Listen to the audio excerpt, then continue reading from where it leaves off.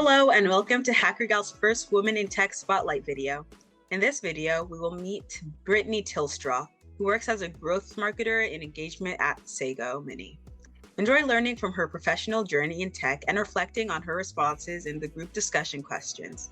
Keep your ears open for the secret word at the end to include in your post-survey submission to be entered into the draw for an iPad 10th generation.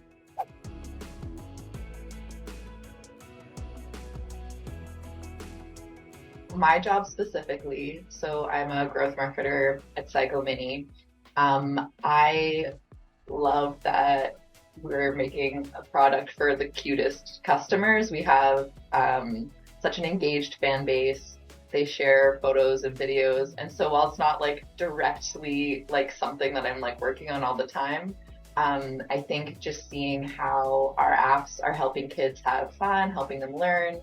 Our latest release, First Words, is helping kids pronounce words and learning how to read and talk.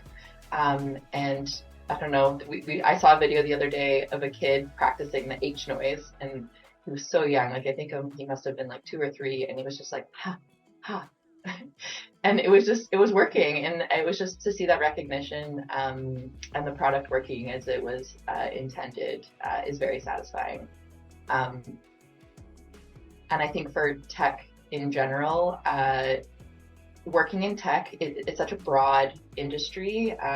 If you work in it, you can really work across other industries pretty easily, very transferable.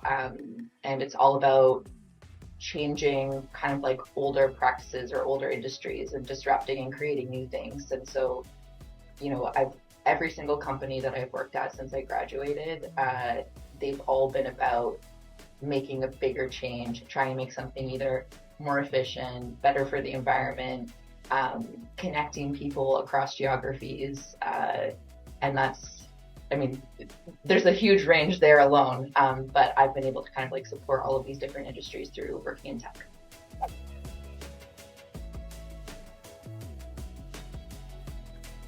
My education is a bit of a long answer because I didn't totally know what I wanted to do when I graduated high school. I felt really pressured to pick a school and just go like right when I was 18. And I ended up taking multimedia design at Fanshawe, which I was really passionate about.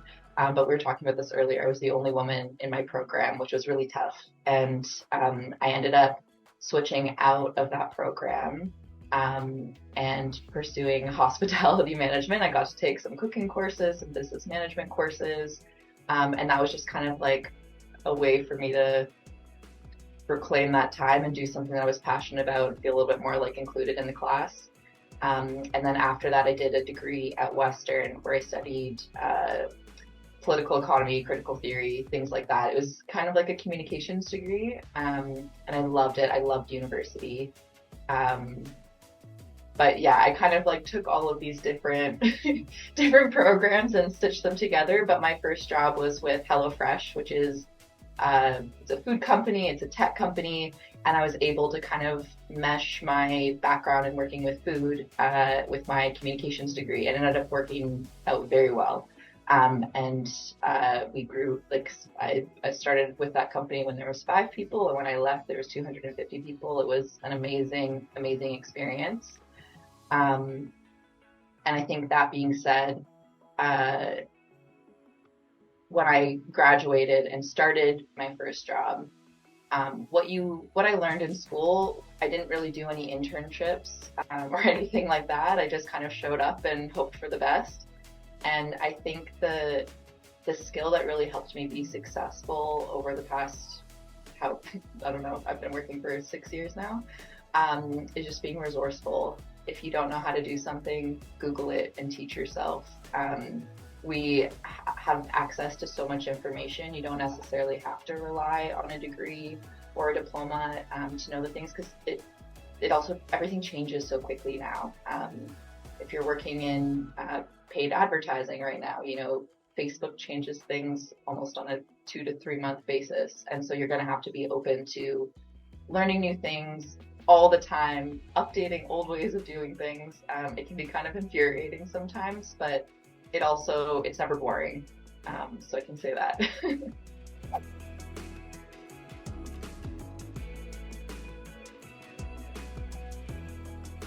the goal of tech is always to innovate, to grow, to disrupt. And when it comes to accessibility, I think tech is almost like any product. It's about making things more accessible. But the next phase or current phase of tech would be making things more sustainable.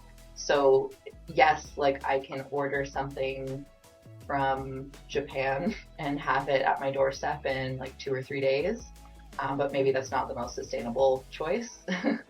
And so I'm really excited about companies that are changing the way that I don't know what the right word would be, like the way that access works, and like, maybe it should be easier to get what I want here, or maybe the impact of that supply chain needs to be more clear when I purchase. I don't know. There's like because it's such a broad industry, there could be so many things. Like I have a friend who works in managing solar credits, and so helping people trade solar credits. And that's something I didn't even know existed. And helping kind of like everyday people make money by having solar panels on their roofs. Or, distributing food so that there's less food waste, using technology to make sure that you are getting ingredients from all of these different local places and able to pass them out to more people before it goes bad. It really, really could mean anything, but I think there's like a goal for like sustainability, but then there's also to kind of undo damage that's already been done.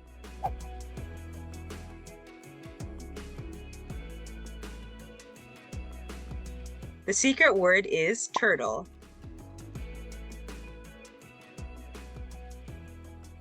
Le mot secret est tortue.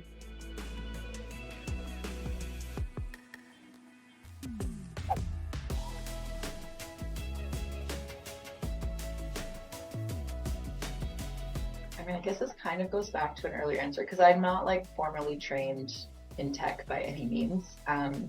I think if you feel lost on something, there's so much information online. You can Google things and teach yourself things, and usually find a community that can help you figure something out. But that being said, things are changing all the time.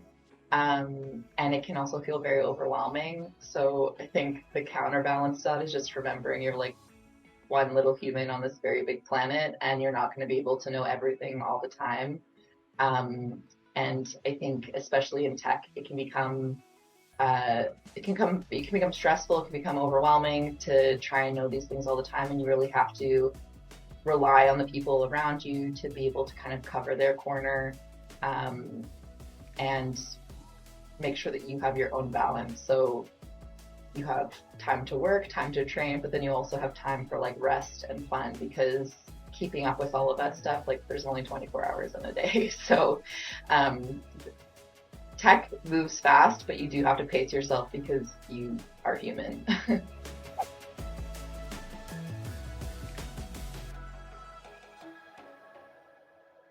My honest answer is Nice for What by Drake. I can't, like, if that's on, I'm up and I'm dancing.